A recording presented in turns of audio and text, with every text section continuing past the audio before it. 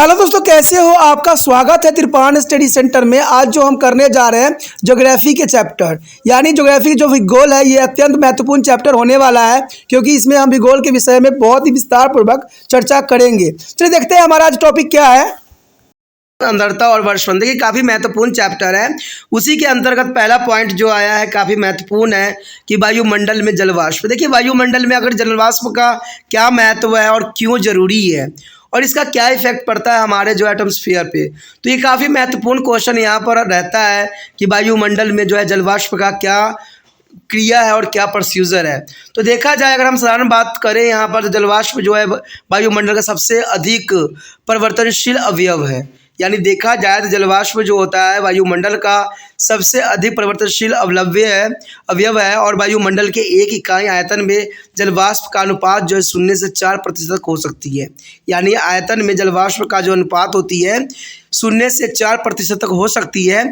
वायु में जल पदार्थों के 3 रूप हो सकते हैं, जैसे ठोस, हिमकण, द्रव्य, जलबिंदु तथा गैस जलवाष्प विद्वान रहते हैं। यानी देखा जाए तो ये तीनों जो है काफ़ी महत्वपूर्ण है, चाहे वो ठोस हो, द्रव्य हो, गैस हो। इसका सबसे अच्छा एग्जाम्पल जल है, जिसके बारे में आप लोग जानते ही हो।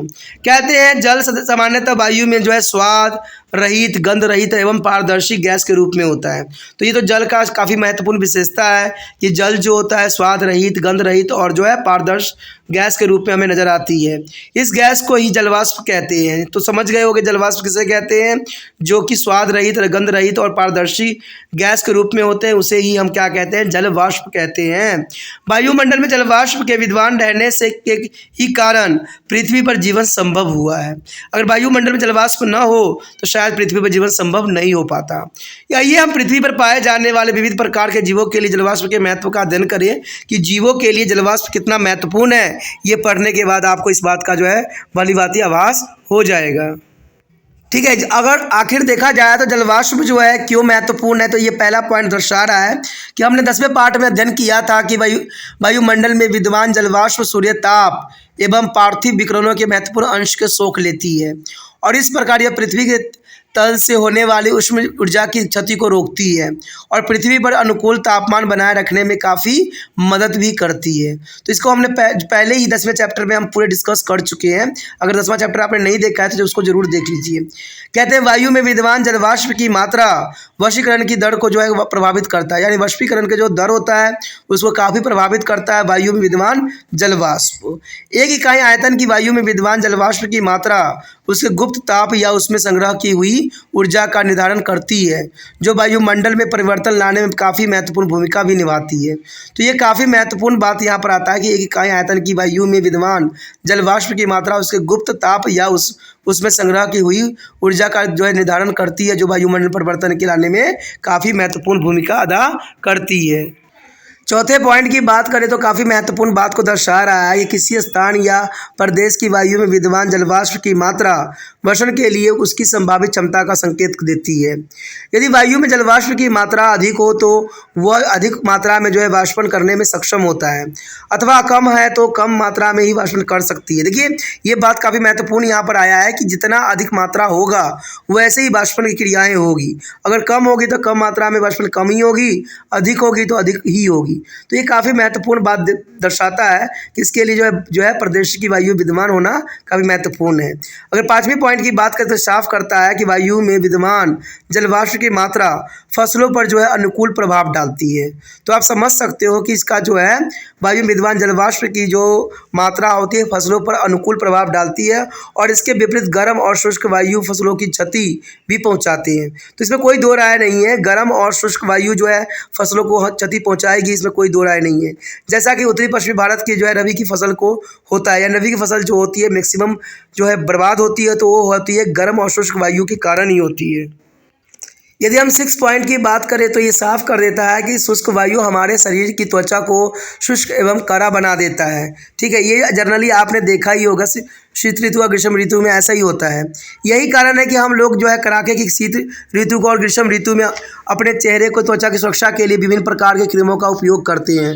तो देखा जाए तो ये हवाएं जो होती है काफ़ी महत्वपूर्ण होती है, जो हमारे त्वचा पर भी काफ़ी प्रभाव दिखाती है। तो इसीलिए जो है हम चाहे शीत ऋतु हो चाहे ग्रीष्म ऋतु हो, हम जो है त्वचा को सुरक्षा के लिए विभिन्न तरह के क्रीमों का उपयोग भी करते हैं और मार्केट में ये अवेलेबल भी होता है, उपलब्ध भी रहता है।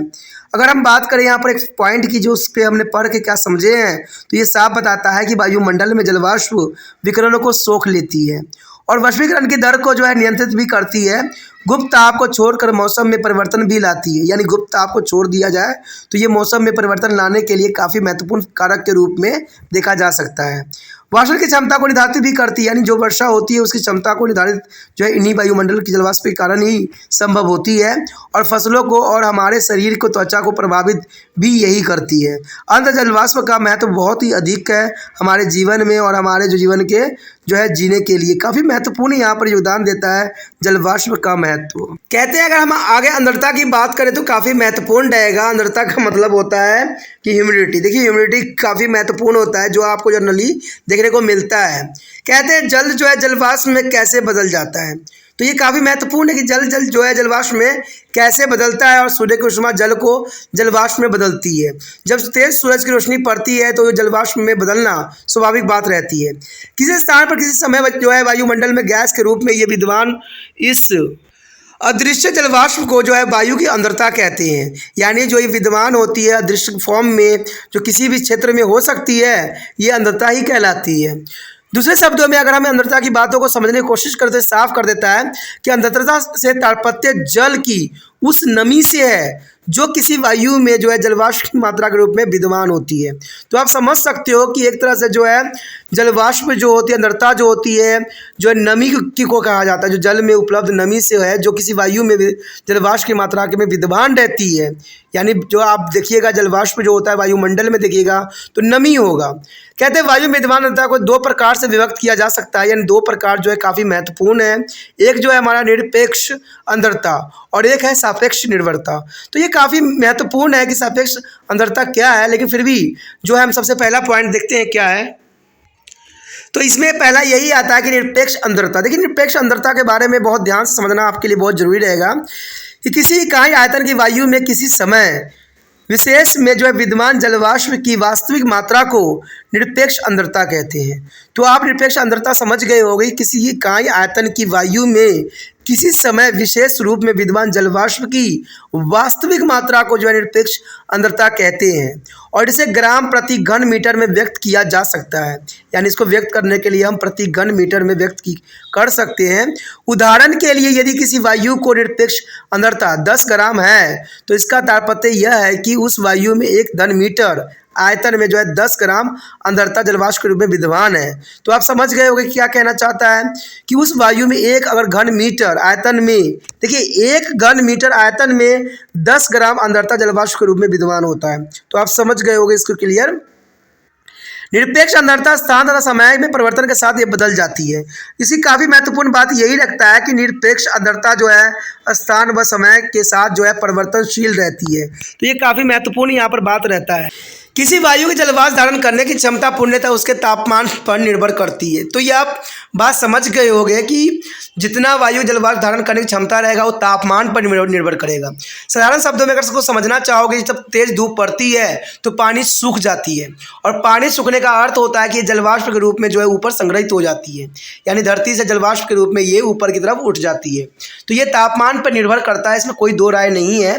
तापमान के बढ़ने के साथ वायु में जलवाष्प धारण करने की क्षमता बढ़ती जाती है। तो जनरल सी बात है, तापमान को बढ़ेगा तो वायु में जलवाष्प की धारण करने की क्षमता भी बढ़ जाती है।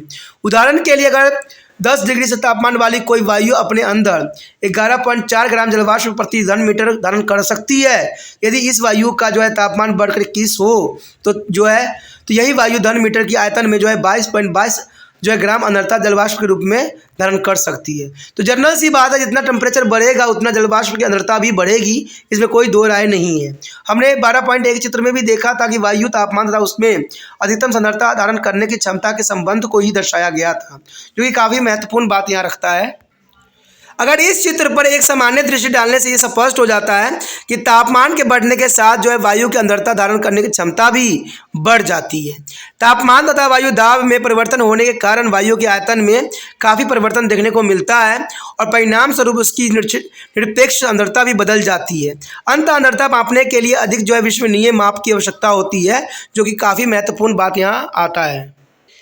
यदि दूसरे टाइप की हम बात करें तो सापेक्ष सांद्रता है, जिसके बारे में जानना आपके लिए काफ़ी महत्वपूर्ण रहेगा। सापेक्ष सांद्रता वायुमंडलीय नमी का सबसे महत्वपूर्ण तथा विश्वसनीय माप है।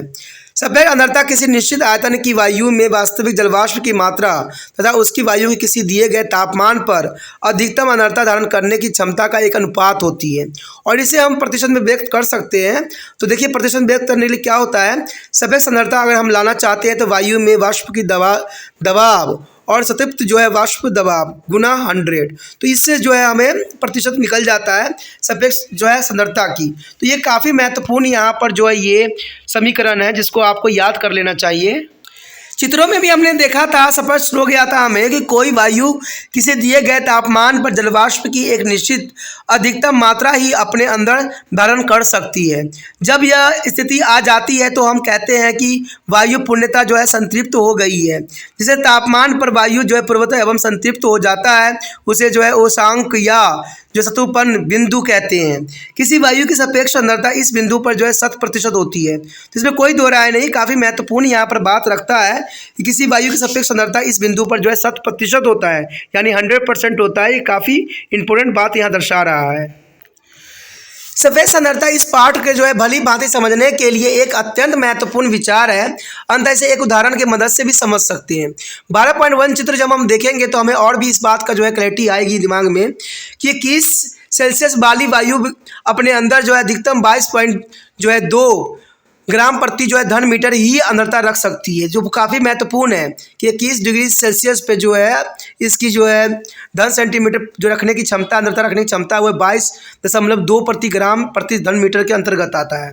यदि वायु में 21 सेल्सियस तापमान पर 11 ग्राम सांद्रता धारण किए हुए हैं तो इस वायु की सांद्रता क्या होगी। तो ये काफ़ी महत्वपूर्ण यहाँ पर क्वेश्चन बन जाता है। तो देखिए, जो यहाँ पर 11.1 सांद्रता रखा है वो हम ऊपर लिखेंगे और जो इसकी प्रति जो ग्राम घन मीटर है उसको नीचे रखेंगे और गुना 100 करेंगे। जब इसको आप डिवाइड करोगे तो आपको आपके समझ 50% होगी, यानी 50% जो है आपको यहाँ पर रिजल्ट आएगा। यदि यही वायु 21 से जो है वास्तव में 22.2 ग्राम सांद्रता धारण किए हुए है तो इसकी सापेक्ष सांद्रता 100% होगी, इसमें कोई दो राय नहीं है। क्योंकि 22 को अगर 22 से डिवाइड करोगे तो और इंटू 100 करोगे तो 100% ही आएगा, जो कि बहुत साधारण समीकरण यहाँ पर बन रहा है।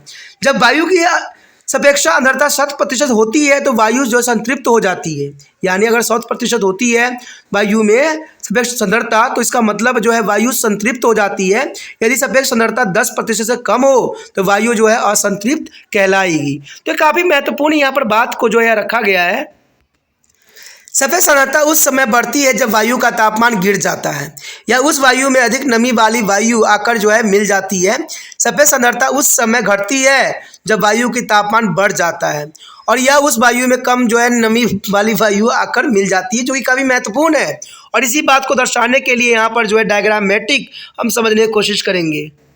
देखिए, यहाँ पर जो है सापेक्ष सांद्रता को जो दर्शाया गया है तो आप देख सकते हो यहाँ पर तापमान दर्शाया गया है ग्राम प्रति घन मीटर। तो देखा जाए तो इसकी स्टार्टिंग पॉइंट जो है 0 से है, लेकिन 40 माइनस का यहाँ पर तापमान दिखाया गया है।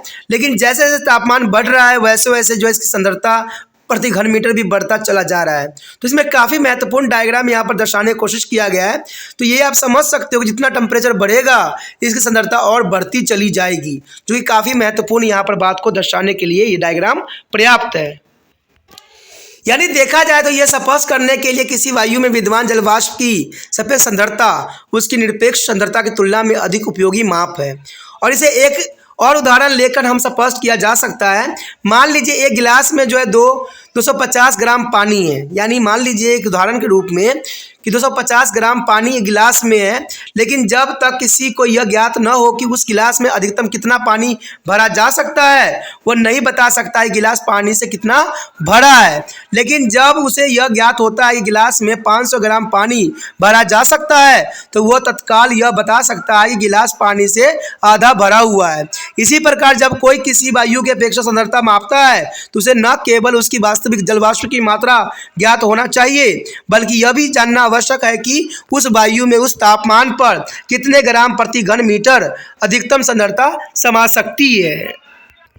यहाँ पर जो हमारा इस पे निष्कर्ष पे हमने चैप्टर पढ़ने के बाद, ये टॉपिक पढ़ने के बाद हमारा निष्कर्ष जो निकला है कुछ इस तरह से रहेगा कि किसी इकाई आयतन की वायु में किसी समय विशेष में विद्यमान जलवाष्प की मात्रा या भार को निरपेक्ष सांद्रता कहते हैं। तो ये आपको डेफिनेशन के रूप में आपको याद रखना है कि निरपेक्ष सांद्रता किसे कहते हैं। अगर किसी वायु की निरपेक्ष सांद्रता उस तापमान पर उसकी अधिकतम सांद्रता धारण करने की क्षमता के अनुपात के जो है सापेक्ष सांद्रता कहते हैं और इसे प्रतिशत में व्यक्त किया जा सकता है। यानी जैसे हमने प्रतिशत की जो बात किया था 100 से मल्टीप्लाई करके हम इसके प्रतिशत को निकाल सकते हैं। हमने फार्मूला भी देखा था और यहाँ पर दर्शाया गया है, देख सकते हो साफ यहाँ पर लिखाया गया है कि निरपेक्ष सांद्रता जो है निम्न सांद्रता है, यहाँ दिखाएगा अधिकतम क्षमता को दर्शाया गया इंटू 100 किया गया है। कहते हैं वह तापमान जिस पर एक ही दी गई वायु पूर्णतः संतृप्त हो जाती है उसे अंशोक या संतृप्त बिंदु भी कहते हैं। यानी वह तापमान जिस पर दी गई वायु पूर्णतः संतृप्त हो जाता है उसे हम जो है उष्मांक या संतृप्त बिंदु कहते हैं, जो कि काफ़ी महत्वपूर्ण है। हमारा जो पॉइंट आया है वाष्पीकरण, देखिए काफ़ी महत्वपूर्ण है। यहाँ पर पॉइंट आया है, ये काफ़ी महत्व रखता है हर क्लास के बच्चों के लिए। वाष्पीकरण, तो वाष्पीकरण होती क्या है? अगर देखा जाए तो वो प्रक्रिया है जिसके द्वारा जल गैस अवस्था में परिवर्तित होता है, उसे हम वाष्पीकरण कहते हैं। यानी देखा जाए तो वह प्रक्रिया जिसके द्वारा जल जो होती है गैस अवस्था में परिवर्तित हो जाती है, जल जो होती है गैस अवस्था में परिवर्तित हो जाती है, उसे ही हम वाष्पीकरण कहलाती है। वाष्पीकरण की प्रक्रिया उष्मांक अवस्था को छोड़कर प्रत्येक तापन स्थान या समय में होती है। यानी देखा जाए तो वाष्पीकरण की प्रक्रिया उष्मांक अवस्था को छोड़कर यानी ठंड अवस्था को छोड़कर तापमान समय के साथ होती रहती है। तो वाष्पीकरण तो आपको पता ही, जितना धूप पड़ेगा उतना ही अधिक वाष्पीकरण होगा, ये स्वाभाविक बात है। वाष्पीकरण की दर कई कारकों पर निर्भर करते हैं, जिस पे हम चर्चा करने जा रहे हैं कि वाष्पीकरण की दर जो है कारकों पर निर्भर करते हैं, कई कारक होते हैं। इसमें से प्रमुख कारक यहाँ पर दिखाया गया है, तो ये काफ़ी महत्वपूर्ण वाली बात रखेगी। अब देखिए पहला पॉइंट यही आता है, जल की उपलब्धता। वाष्पीकरण तभी होगा जब जल की उपलब्धता होगी, तो यही पहला पॉइंट दर्शाता है जल की उपलब्धता। असल भागों की अपेक्षा जल भागों से वाष्पीकरण अधिक होती है और यही कारण है कि वाष्पीकरण महाद्वीपों की तुलना में महासागरों पर अधिक होती है। तो जनरल सी बात है, महासागरों में जल की मात्रा अधिक होगी तो वहाँ पर जो है वाष्पीकरण अधिक ही होगी, ठीक है। और महाद्वीपों में कम होगी क्योंकि महाद्वीप में जल की आवश्यकता कम होती है, कम अमाउंट में जल होती है। तो यह आप बात समझ गए होंगे कि जल की उपलब्धता, जहाँ जल अधिक होगी वहाँ पर जो है वाष्पीकरण की जो है अधिक होगी। तो इसमें कोई दो राय नहीं है, सही है। देखते हैं अगला क्या है। दूसरा पॉइंट आता है तापमान। देखिए वाष्पीकरण की प्रक्रिया अगर निर्भर करती है तो जल के बाद जो है तापमान पे ही करती है। देखिए तापमान, वो हम जानते हैं कि गर्म वायु ठंडी वायु की तुलना में अधिक नमी धारण करती है। यानी देखा जाए तो गर्म वायु जो होती है, ठीक है, ठंडे वायु की तुलना में अधिक जो है यहाँ पर जो है नमी धारण करती है। यानी देखा जाए तो अगर साधारण शब्द में समझो तो ये बात होती है, जब गर्म हवाएं चलती है तो वाष्पीकरण की जो प्रक्रिया होती है तेज हो जाती है। लेकिन ठंडी वायु में ऐसा नहीं होता है। ठंडी वायु में जैसे सर्द का टाइम होता है, सर्दी के टाइम वहाँ पर जलवाष्प नहीं बनते हैं और गर्मियों में जलवाष्प बहुत अधिक बनते हैं। अंततः जब किसी वायु का तापमान अधिक होता है वह अपने अंदर का कम तापमान की तुलना में अधिक नमी धारण करने की स्थिति में होती है। यानी देखा जाए तो जितना हवा जो होगा वायु गर्म होगा, तापमान में होगा, उतना अधिक नमी को जो है धारण करेगा। और यही कारण है कि शीतकाल की तुलना में ग्रीष्म काल में वाष्पीकरण अधिक होती है। जैसे कि मैंने पहले बात बता दी थी कि शीतकाल की तुलना में ग्रीष्म काल में वाष्पीकरण अधिक होती है क्योंकि हवा में गर्मी होती है। अंततः गीले कपड़े सर्दियों की तुलना में गर्मी में जल्दी सूख जाते हैं। तो यही बात आती है कपड़े सूखने में भी। तो ये 9th क्लास के बच्चों के लिए बहुत महत्व रखता है। इनका क्वेश्चन भी होता है गीले कपड़े जो है सर्दी की तुलना में गर्मी में जल्दी क्यों सूख जाते हैं। यही कारण है, गीले कपड़े सर्दी की तुलना में गर्मी में जल्द सूख जाते हैं क्योंकि वाष्पीकरण अधिक होता है गर्मियों में। इसलिए कपड़ा अगर आप रखते हो बाहर, चाहे धूप उस पर पड़े चाहे हवा ना पड़े, गर्मी के ह्यूमिडिटी के कारण जो है जल्दी ही कपड़ा जो है जलवाष्प में कन्वर्ट हो जाएगा और पानी जो होगा उसमें से सूख जाएगा।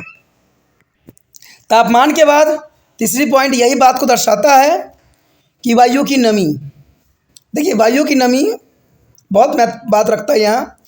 यदि किसी वायु की अपेक्षा आर्द्रता अधिक है तो वो कम मात्रा में अतिरिक्त नमी धारण कर सकती है। यानी देखा जाए तो मैं ये बात बताना चाहता हूँ कि किसी वायु की अपेक्षा सांद्रता अधिक है तो वह कम मात्रा में अतिरिक्त नमी धारण कर सकती है। इसके विपरीत यदि सापेक्ष आर्द्रता कम है तो अधिक मात्रा में जो है अतिरिक्त नमी धारण कर सकती है। ऐसी स्थिति में वाष्पीकरण अधिक तेज़ी से होगा। तो वाष्पीकरण तो होगा ऐसी कंडीशन में अधिक तेज़ी से होगा, तो स्वाभाविक बात है। वायु की जो है शुष्कता भी वाष्पीकरण की दर को तेज करती है। यानी वायु की जो शुष्कता भी जो है वाष्पीकरण की दर को तेज करती है।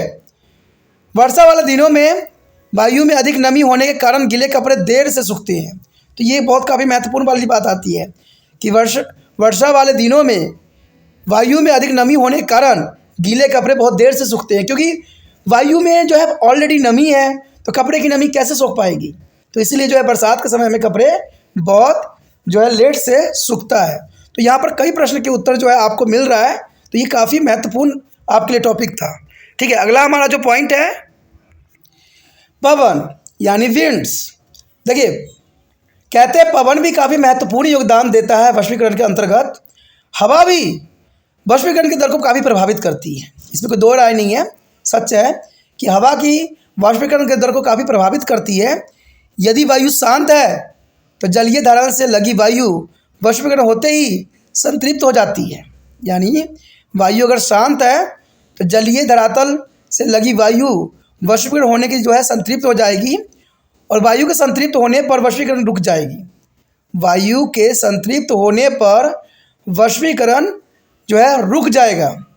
यदि वायु गतिशील है तो वह संतृप्त वायु को उस स्थान से हटा देती है। ठीक है, यदि वायु गतिशील है तो वह संतृप्त वायु को उस स्थान से हटा देती है, उसके स्थान पर कम आर्द्रता वाली वायु आ जाती है। यानी उसके स्थान पर कम आर्द्रता वाली वायु आ जाती है और इससे वाष्पीकरण की प्रक्रिया फिर आरंभ हो जाती है। यानी इससे क्या होगा, वाष्पीकरण की प्रक्रिया जो है फिर से आरंभ हो जाती है और तब तक होती रहती है जब तक संतृप्त वायु पवन द्वारा हटाई जाती रहती है। तो ये काफ़ी महत्वपूर्ण बात आ जाता है कि इससे वाष्पीकरण की प्रक्रिया फिर आरंभ हो जाती है और तब तक होती रहती है जब तक संतृप्त वायु पवन द्वारा हटाई जाती रहती है। पवन के उपरांत जो हमारा अगला पॉइंट आता है वह है बादलों का आवरण। देखिए बादलों का आवरण भी वाष्पीकरण की दर को काफ़ी प्रभावित करती है, इसमें कोई दो राय नहीं है। ठीक है, बादलों की आवरण तो कहते हैं मेघाच्छन्न और सौर विकिरणों में अवरोध डालता है और किसी स्थान की वायु के तापमान को प्रभावित करता है। इस प्रकार यह अप्रत्यक्ष रूप से वाष्पीकरण की प्रक्रिया को नियंत्रित भी करती है। तो आप समझ गए होंगे कि बादलों का आवरण किस प्रकार यहाँ हेल्प करती है।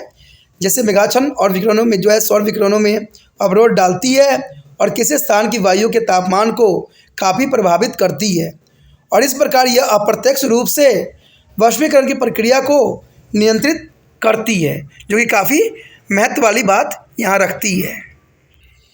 यह रोचक तथ्य है कि 1 ग्राम जल को जलवाष्प में बदलने के लिए लगभग 600 कैलोरी ऊष्मा की आवश्यकता होती है। अब देखिए इसका जो है तुलना कैलोरी के साथ की जाती है कि 1 ग्राम अगर आप जल को जलवाष्प में बदलना है तो उसके लिए जो है 600 कैलोरी ऊर्जा बर्न करेगी। तो यहाँ पर जो है जलवाष्प बदलने के लिए जल के जो है जलवाष्प में बदलने के लिए कैलोरी जो लगेगी 600 कैलोरी ऊष्मा की आवश्यकता होगी, यानी हीट की आवश्यकता होगी। और 1 ग्राम जल के तापमान को 10 सेल्सियस से बढ़ाने में जो ऊर्जा जो है हमें ऊष्मा ऊर्जा खर्च होती है उसे ही कैलोरी कहते हैं। तो कैलोरी तो आप समझ गए होंगे कि जितना ऊर्जा लगेगी किसी को जलवाष्प में बदलने में, जितना हीट उत्पन्न होगी उसी को एक कैलोरी के नाम देते हैं।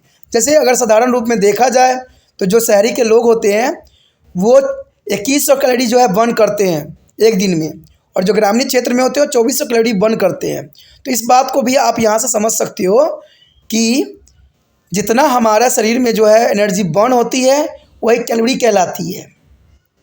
तो 1 ग्राम जल के तापमान को देखिए, 1 ग्राम जल को तापमान को 10 सेल्सियस से बढ़ाने से जो ऊष्मा ऊर्जा खर्च होती है उसे ही कैलोरी कहते हैं।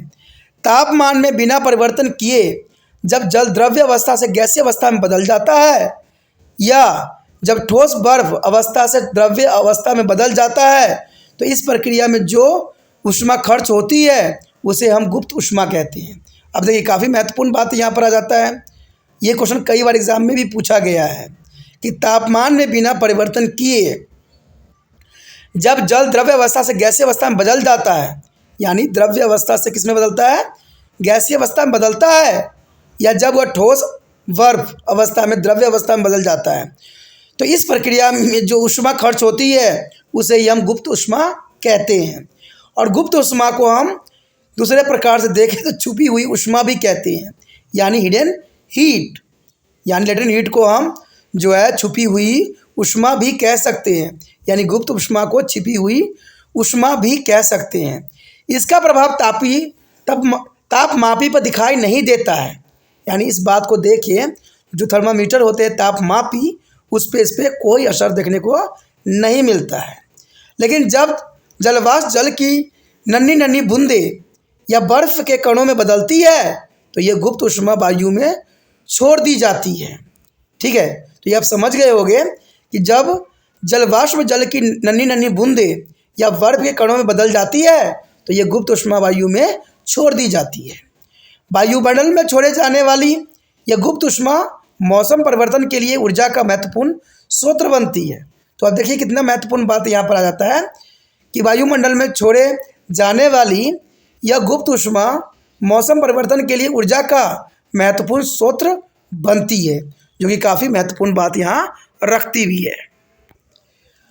वाष्पोत्सर्जन एक विशिष्ट प्रक्रिया है जिसमें वनस्पतियों की पत्ती एवं उसके तने द्वारा जलवाष्प के रूप में परिवर्तित होता है। तो आप समझ गए कि वाष्पोत्सर्जन एक विशिष्ट प्रक्रिया है जिसमें वनस्पतियों के पत्तियों एवं उनके तनों द्वारा जलवाष्प के रूप में परिवर्तित होती है। किसी क्षेत्र में वाष्पीकरण और वाष्पोत्सर्जन द्वारा संयुक्त रूप से हुए जल के हर्ष को वनस्पतिक वाष्पोत्सर्जन कहते हैं। आप देखिए, वनस्पतिक वाष्पोत्सर्जन किसे कहते हैं? किसी क्षेत्र से वाष्पीकरण तथा वाष्पोत्सर्जन द्वारा संयुक्त रूप से हुए जल के हर्ष को, यानी जल के नुकसान को वनस्पतिक वाष्पोत्सर्जन कहते हैं। तो काफ़ी महत्वपूर्ण बात रखता है। और यहाँ पर एक बॉक्स है, उसमें भी सारे शब्दों का निचोड़ है, जिसको आपको अपने कॉपी पे नोट डाउन करना चाहिए और इसी को याद करके अपना जो एग्ज़ाम को लिए अच्छी तैयारी करना चाहिए। अब देखिए इस बॉक्स में किस बातों के ऊपर उजागर किया गया है। तो पहला पॉइंट यही दर्शाता है कि जल से जलवाष्प में बदलने की प्रक्रिया को वाष्पीकरण कहते हैं। देखिए कितना आसान शब्द है कि जल से जलवाष्प में बदलने की प्रक्रिया को वाष्पीकरण कहते हैं। और वाष्पीकरण की दर जल की उपलब्धता, तापमान, वायु की शुष्कता, पवन तथा मेजातन द्वारा नियंत्रित होती है। देखिए अब वाष्पीकरण की दर जो होती है जल की उपलब्धता, तापमान, वायु की शुष्कता, पवन तथा मेघाच्छन्न द्वारा नियंत्रित होती है, जिसके विषय में हमने विस्तार पूर्वक चर्चा भी किया था। ठीक है, अगर आखिरी पॉइंट की हम बात करें तो ये साफ करता है कि तापमान में बिना परिवर्तन किए जब जल द्रव्य अवस्था में गैसीय अवस्था में बदल जाता है, यानी तापमान में बिना परिवर्तन किए जब जल जो है द्रव्य अवस्था से गैसीय अवस्था में बदल जाता है या जब वह ठोस यानी बर्फ अवस्था में द्रव्य अवस्था में बदलता है तो इस प्रक्रिया में जो ऊष्मा खर्च होती है उसे हम गुप्त ऊष्मा कहते हैं। यहाँ पर अगला पॉइंट जो आया है काफ़ी महत्वपूर्ण है, सदन। देखिए सदन क्या होता है? सदन वह प्रक्रिया है जिसमें वायुमंडलीय जलवाष्प जल या बर्फ के कणों में बदल जाती है। यानी सदन वह प्रक्रिया है जिसमें वायुमंडलीय जलवाष्प जल या बर्फ के कणों में बदल जाती है। और यह वाष्पीकरण को जो है ठीक विपरीत प्रक्रिया है, यानी वाष्पीकरण के ये ठीक विपरीत प्रक्रिया है, यानी ऑपोजिट प्रक्रिया ये। जब किसी संतृप्त वायु का तापमान और सांग से नीचे गिरता है तो वह वायु अपने अंदर उतनी अनर्था धारण नहीं करती है जितनी वह पहले धारण किए हुए थी। तो ये बात महत्वपूर्ण है। जब किसी संतृप्त वायु का तापमान और सांग से नीचे गिरता है तो वह वायु अपने अंदर उतनी अनर्था धारण नहीं करती है जितनी पहले धारण किए हुए थी। अंततः अनर्था की अतिरिक्त मात्रा तापमान जिस पर होता है के अनुसार जल की सूक्ष्म बूंदों या बर्फ कणों में बदल जाती है, जो कि काफ़ी महत्वपूर्ण बात को दर्शाती है। यदि क पॉइंट की बात करें तो यह साफ करता है कि सदन की प्रक्रिया कैसे होती है। ठीक है, तो कैसे प्रोसेसिंग होती है। ठीक है, तो काफ़ी महत्वपूर्ण है। सदन की प्रक्रिया किस प्रकार होती है। कहते हैं वायु का तापमान दो स्थिति में कम होता है। वायु का तापमान दो स्थिति में कम होता है। एक तो जब जल स्वतंत्र रूप से बहती वायु किसी अधिक ठंडी वस्तु के संपर्क में जाती है, यानी एक तो जब स्वतंत्र रूप से बहती हुई वायु किसी अधिक ठंडी वस्तु के संपर्क में जाती हो तब ये आती है प्रक्रिया। दूसरी स्थिति होती है जब वायु ऊंचाई की ओर उठती है, यानी वायु जब है ऊंचाई की ओर उठेगी। सदन धुआं, नमक तथा धूल कणों के चारों ओर होती हैं, क्योंकि ये कण जलवाष्प को अपने चारों ओर सदित होने के लिए आकर्षित भी करती है और इन कणों के अंदरता गाही केंद्र कहलाते हैं। यानी अंदरता किसे क्या कहलाते हैं, गाही केंद्र कहलाते हैं। जब किसी वायु की सापेक्ष आर्द्रता अधिक होती है तो थोड़ी सी ठंड होने पर ही तापमान और सांग से नीचे आ जाती है। यानी देखा जाए कि जब किसी वायु की सापेक्ष आर्द्रता अधिक होती है तो थोड़ी सी ठंड होने पर ही तापमान और सांग से नीचे आ जाती है। लेकिन जब किसी वायु की अपेक्ष आर्द्रता कम होती है तथा वायु के तापमान अधिक होती है तो उस वायु के तापमान को और सांग से नीचे अधिक ठंडा होने पर ही लाया जा सकता है। इस प्रक्रिया सदन की गति एवं मात्रा वायु की अपेक्ष सांद्रता तथा उसके ठंडा होने की दर पर निर्भर सदैव करती है। कहते हैं यहाँ पर कुछ पॉइंट है जो काफ़ी महत्वपूर्ण है। पहला पॉइंट यही कहता है सदन जलवायु के छोटे छोटे जल कणों या हिम कणों में बदलने की एक प्रक्रिया है। यानी सदन जलवाष्प के छोटे छोटे कणों या हिम कणों में बदलने की एक प्रक्रिया होती है। सदन जब तब होता है जब किसी वायु का तापमान वो सांग से कम हो जाता है या नीचे गिर जाता है तथा ये वायु की सापेक्ष आर्द्रता और ठंडे होने की दर पर निर्भर करता है। तो ये काफ़ी महत्वपूर्ण बात है यहाँ पर। उसके पश्चात दूसरा पॉइंट जो है सदन के रूप में, आखिर सदन के रूप में कैसे। सदन दो परिस्थितियों में होता है। प्रथम, जब असांग हिमांक बिंदु या जीरो से कम होता है तथा दूसरा स्थिति में तब होता है जब हिमांक बिंदु से अधिक हो, यानी जब कम होता है या दूसरी स्थिति जब हिमांक बिंदु से अधिक हो। तो इस सदन को रूपों में दो वर्गों में रखा जा सकता है। पहला वर्ग जो होगा हमारा असांग के हिमांक बिंदु के नीचे तापमान होने पर, यानी असांग के हिमांक बिंदु से नीचे होने पर क्या होता है, उस समय पाला होता है, हिम होता है और कुछ प्रकार के बादलें बनते हैं। तो ये तब होता है जब हिमांक बिंदु से नीचे तापमान होते हैं, यानी कहते हैं हिमांक बिंदु से नीचे, यानी फ्रीजिंग पॉइंट। दूसरी बात आती है जब ओस, धुंध, कोहरा, कुहासा तथा कुछ प्रकार के बादल असांग के हिमांक बिंदु से ऊंचे तापमान पर बनने वाले रूप होते हैं। यानी ये ऊंचे तापमान पर बनते हैं, जबकि ऊपर वाले जो होते हैं नीचे तापमान पे कौन कौन से बनते हैं। नीचे तापमान पे पाला, हिम और कुछ बादल बनते हैं। किस पे, नीचे तापमान पे। और जो ऊंचे तापमान पे बनते हैं वो क्या बनते हैं, ओस, धुंध, कोहरा, कुलासा और कुछ बादल भी बनते हैं इसके अंतर्गत। कहते हैं सदन को रूपों में स्थान के आधार पर भी वर्गीकृत किया जा सकता है, यानी स्थान के आधार पर वर्गीकृत करना जरूरी है। उदाहरण के लिए धरातल पर या प्राकृतिक पदार्थ जैसे घास का पेड़, पौधों की पत्तियां या भूतल के पास वायु में अथवा क्षोभ मंडल में कुछ ऊंचाई पर।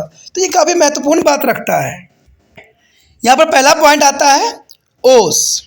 अब देखिए ओस का क्या प्रक्रिया होता है। जब वायुमंडलीय नमी संघनीय होकर जल बिंदुओं के रूप में ठोस पदार्थों को ठंडी धरातल जैसे घास, पेड़ पौधों की पत्तियाँ तथा पत्थरों पर जमा हो जाती है तो उसे ओस कहते हैं।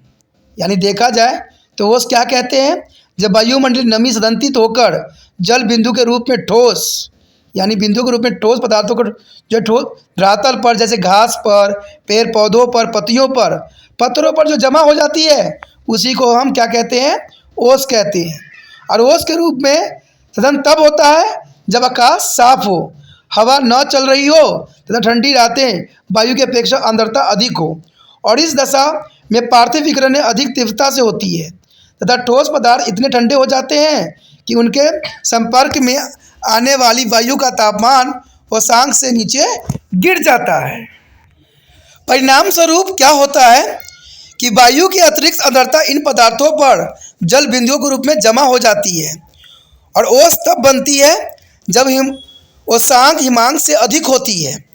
ओस बनने की प्रक्रिया को देखा जा सकता है जब रेफ्रिजरेटर में रखी पानी की बोतल से एक गिलास में पानी डालने से गिला की ठंडी बाहरी सतह उसके पास की वायु के तापमान पे उष्मांक के नीचे गिरा देती है, जिससे वायु के अतिरिक्त नमी गिलास की सतह पर छोटी छोटी बूंदे के रूप में जमा हो जाती है।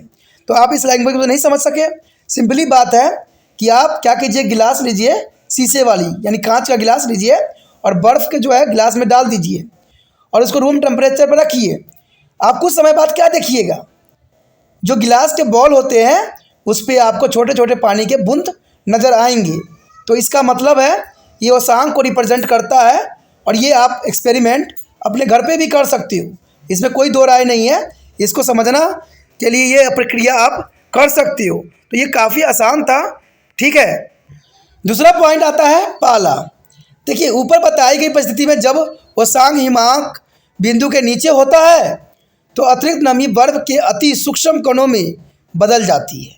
यानी जो है नमी बर्फ के अति सूक्ष्म कणों में बदल जाती है, इसे ही पाला कहते हैं। तो पाला समझ गए होंगे कि परिस्थिति उष्मांक हिमांक बिंदु के नीचे होता है तो अतिरिक्त नमी बर्फ के अति सूक्ष्म कणों में बदल जाती है, इसे ही हम पाला कहते हैं। यानी पौधों को पाला मार देती है, ठंड से खराब हो जाता है। और इस प्रक्रिया में वायु की नमी प्रत्यक्ष रूप में बर्फ के छोटे छोटे कणों में बदल जाती है। सदन का यह रूप खेतों में खड़ी फसलें जैसे आलू, मटर, अरहर, चना आदि के लिए हानिकारक होती है। तो मैंने बताया भी है कि ये फसलों के लिए काफ़ी नुकसानदायक होती है पाला, और पाला पड़ने से आलू हो, मटर हो, अरहर हो, चना हो, उस पर काफ़ी हानिकारक प्रभाव देखने को मिलता है, और ये सड़क यातायात के लिए भी काफ़ी कठिनाई पैदा कर देता है। उसके पश्चात है धुंध और कोहरा। देखिए, धुंध और कोहरा क्या है, जब सदन पृथ्वी तल के निकट की वायु में छोटे छोटे जल बिंदुओं के रूप में होता है और यह जल बिंदु वायु में तैरते रहते हैं तो इसे धुंध कहते हैं।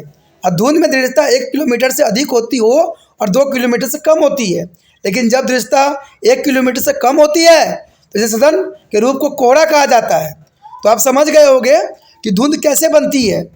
जब पृथ्वी तल के निकट की वायु में छोटे छोटे जल बिंदु के रूप में होते हैं और ये जल बिंदु वायु में तैरते हैं तब धुंध बनती है। जब ये जल बिंदु जो है वायु में तैरते हैं, आपको पता होगा कि रेनबो कैसे बनती है, जब रेन होती है और कुछ बूंदें जो होती है आकाश में ही तैरने लगती है, जब उसमें सूरज की रोशनी पड़ती है तो रेनबो बनती है। उसी प्रकार धुंध भी जब वायु में जब नमी में जो है जल बिंदु तैरने लगती है तो इसी कारण जो है धूल का वो धुंध का रूप धारण कर लेती है। लेकिन ये जो होती है 1 किलोमीटर से अधिक और 2 किलोमीटर से कम ही दृश्यता दिखाई देती है। लेकिन जब दृश्यता 1 किलोमीटर से कम हो जाती है तो इसे हम कोहरा का नाम दे देते हैं। अब देखिए, धूम और कोहरा क्या होता है, तो ये काफ़ी महत्वपूर्ण क्वेश्चन आ गया। धूम कोहरा एक विशेष प्रकार की कोहरा है जो धुआं, धूल और कार्बन मोनोऑक्साइड, सल्फर डाइऑक्साइड और अन्य धुआं द्वारा प्रदूषित कर दिया जाता है। यानी देखा जाए तो प्रदूषण के कारण ही धूम कोहरा का निर्माण होता है। और वो कौन कौन से होते हैं, धुआं हो, धूल हो, कार्बन डाइऑक्साइड मोनोऑक्साइड हो, सल्फर डाइऑक्साइड हो और अन्य धुआं आदि प्रदूषित कर दिया जाता है।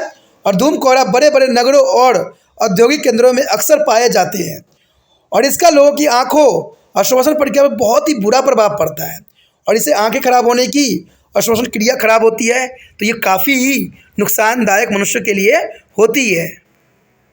उसके पश्चात है बादल। देखिए, बादल क्या प्रक्रिया यहाँ करती है। वायुमंडल में तैरते हुए हम जल बिंदुओं, बर्फ के कणों अथवा विभिन्न आकार के धूल कणों के साथ दोनों के मिश्रित झुंड को बादल कहते हैं। यानी धूल कणों के साथ बर्फ के कणों को जो मिश्रित झुंड होते हैं उसी को ही बादल कहते हैं। तो आप समझ गए होंगे कि ऊपर जो बादल होती है उसमें जल बिंदु भी होते हैं, बर्फ के कण भी होते हैं और धूल कण भी होती हैं, तो इसी को ही बादल कहते हैं। एक बादल में जो है 0.60.01 से लेकर 0.02 मिमी से लाखों कण हो सकते हैं। 1,00,000 कणों के बादल में इसकी मात्रा 10वें भाग के बराबर जल तथा बर्फ के कण हो सकते हैं। बादलों के सामान्यतः उनके रूप या आकृति तथा ऊंचाई के आधार पर वर्गीकृत किया जा सकता है और इन दोनों विशेषताओं के मिलने से बादलों का जो है निम्न वर्गों में बांटा जा सकता है, जैसे यहाँ दर्शाया गया है। पहला पॉइंट है निम्न मेघ। ये बादल धरातल से 2000 मीटर की ऊंचाई तक बनते हैं और स्थानीय मेघ इस परिवार का प्राथमिक मेघ है, जो निम्न परंतु धरातल से ऊपर कोहरे के सामान्य परतों की आकृति वाला होता है। स्तरीय कपासी मेघ जो है निम्न भूरी परतों वाला गोलाकार होता है और ये जो है पंक्तियाँ, झुंड या हड़कदार रूप से व्यवस्थित होता है। वे बादल जो अर्ध रूप से विकसित होते हैं इसके दो भागों में विभाजित कर सकते हैं, एक कपासी और एक कपासी वर्षा मेघ। कपासी मेघ सघन गुंबदाकार एवं सपाट आधार वाले होते हैं और ये ही बढ़कर कपासी वर्षा वाले मेघ बन जाते हैं।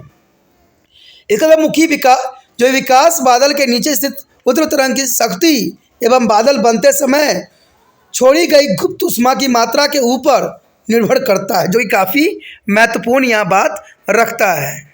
कपासी वर्षा मेघ से ठीक नीचे से देखने पर पूरा आकाश बादल से भरा दिखाई देता है तथा वर्ष स्तरीय निम्बोस्टेस यानी मेघ की तरह दिखाई देता है और निम्बोस शब्द का अर्थ उस मेघ से होता है जिसे तेज वर्षा होती है और यह लैटिन की भाषा से लिया गया है, जो कि काफ़ी महत्वपूर्ण यहाँ पर बात रखता है।